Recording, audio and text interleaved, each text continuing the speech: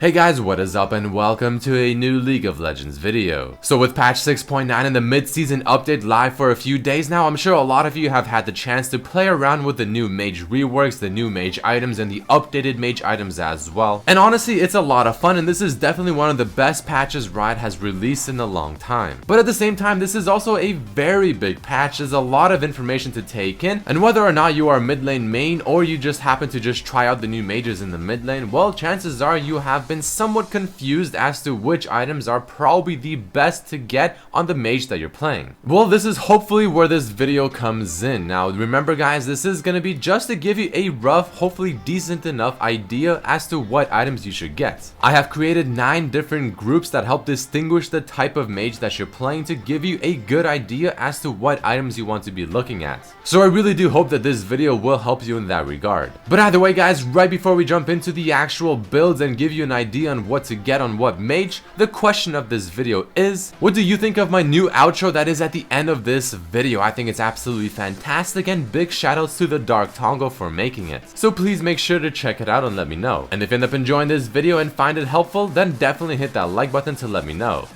Alright guys, so let's start talking about all the different builds and the different items to get based on the champion you're playing. So the first one we'll be talking about is as follows. Are you a mage that is fairly long range or fairly safe, or is even mobile, who also has good damage and doesn't really have to worry about getting hard dove, whether it's by some kind of assassin or some fighter in the top lane? So for instance, are you someone like Ahri, Xerath, Ziggs, Syndra, Orianna, Veigar, and you're not facing someone like Zed or Talon in the mid lane? Then I highly recommend you get something along the lines of a Morellonomicon, Rabadon's Void Staff, Luden's Echo, Abyssal Scepter, and a Rylai's Crystal Scepter. Not in that particular order, but you should start with a Morellonomicon. But if you are facing someone like Zed or maybe even Talon in the mid lane, just throw in a Zhonya's Hourglass somewhere in this build. Now again, this does kind of matter on which champion are you playing. I mean, are you playing Veigar? Well, chances are you might want to skip the Rylai's. And same thing goes for someone like a Syndra, but if you're playing maybe even Ziggs or Ahri, then the Rylai's could actually be surprisingly quite good. Essentially, the point of this build is to go more or less glass cannon. You just want to go flat out hard damage and just annihilate your opponents. Now, one thing you'll notice is that I do not include boots in any of these builds. The reason for that is because it just really comes down to what you're actually getting. I mean, do you have enough CDR? Then you want to skip the Lucidity boots and you want to go maybe for boots of swiftness or even Sork boots. The goal you want to keep in mind with these builds and your runes is to try at least hit 30% CDR without the blue buff. A lot of the new AP items give you a lot of CDR now, so hitting 30% shouldn't be all that difficult whether or not you take into account your runes and or Lucidity boots. But next, let's jump into build number 2. Now this one is applying to mages that are immobile, not very long range on their abilities, but still have fairly good damage in their kit overall, but they might get dove really hard, whether it's by someone like a Zed, by someone like a Talon, or some fighter in the top lane. You need some defensive stats. So for instance, champions maybe like Annie, Aurelion Sol, Malzahar, Anivia, Swain, etc. All of these champions in a team fight are fairly immobile. None of them really have some form of dashing type ability. Yet they still have some decent range on their abilities, and they also have very good damage on top of also if they try to get dove really hard by the enemy, well, you can easily survive it. So the item build I recommend for these kind of champions for that kind of scenario is a Rod of Aegis, Hextech GLP, the Ice one, Abyssal Scepter, Rylai Zhonya's, Rabadon's, and Void Staff. You'll notice that all of these are tanky AP items. They all give offensive stats but also offer some very nice defensive stats. But if you're playing either Cassiopeia or Ryze, just throw in an Archangel Staff somewhere near the beginning, maybe before or after the Rod of Aegis, and other than that, follow the rest of the build based on what you need for the game. But let's not waste any time and go straight to build number 3. So this build path is essentially made for mages who are fairly immobile but also have a very strong initiation burst or catch combo potential and don't really need a lot of tankiness because of the enemy team comp. Or you just want to go mainly damage because that's just how you want to play it. So this can apply to champions such as Annie, Brand, Twisted Fate, Lux, Veigar, and so on. All of these mages also are very immobile. None of them have a dashing type ability that can use in a team fight. Yet at the same time, most of these have some really good burst damage and all of them have a lot of catch potential. So this is going to be the first build that utilizes the new Hextech Rocket Belt. Because not only will it help their immobility, maybe to escape a scenario by giving them also a little bit of HP, but you can use it to dash forward and catch someone off without them expecting it. But the other items included in this build are a Morellonomicon, Luden's Echo, Rabadon's Voidstaff Abyssal, Rylai's. Essentially you're trying to go just full damage type items unless you're playing someone like Annie or Brand where Rylai's is actually very strong.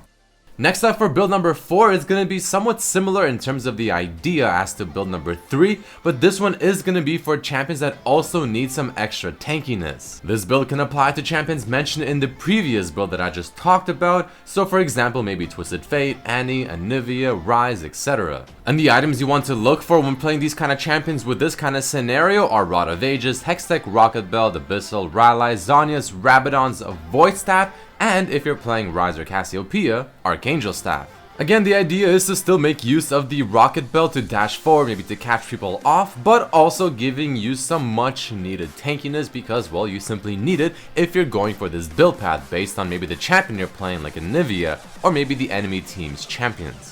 Moving along to build number 5, this one is going to be focusing on a support type mage in the mid lane, one that protects allies while also being able to deal decent damage. But when I say support, I mean champions that have either a heal or a shield type ability within their kits, which of course can easily refer to champions like Lulu, Karma, or even someone like Janna in the mid lane, or just supports in general in the support lane. All of these champions are more or less a supporty type champion, but they can also dish out some serious damage. But as I'm sure you can already guess, the idea behind these ones and this build is to make use of the new Athenes, the one that heals whenever you heal or shield an ally. But following the Athenes, some other items you can definitely look to get are Rabadon's, Hextech GLP, the Ice one, Abyssal, Voidstaff, Zhonya's, and things like that. Alright, next let's move on to some control-oriented type mages. So build number 6 is for a control mage that has good CC that wants something to just complement their kit that doesn't also require a lot of tankiness or even mana. So champions that can fit under this category are ones such as Lux, Anivia, Zyra, Orianna. All of these champions essentially control the battlefield with their high AoE CC type abilities. So you want to get something like Morello's because it gives a lot of AP damage and it gives them the mana reset essentially whenever they get a kill or assist, which for a champion like this that has shields and very easy way to get damage to get assists will happen quite often. The Hextech GLP is quite nice here because it does give you more control from the item, and following that something like Abyssal, Rabadon's, Voidstaff, Rylai's, especially Rylai's, and Zhonya's can be very good.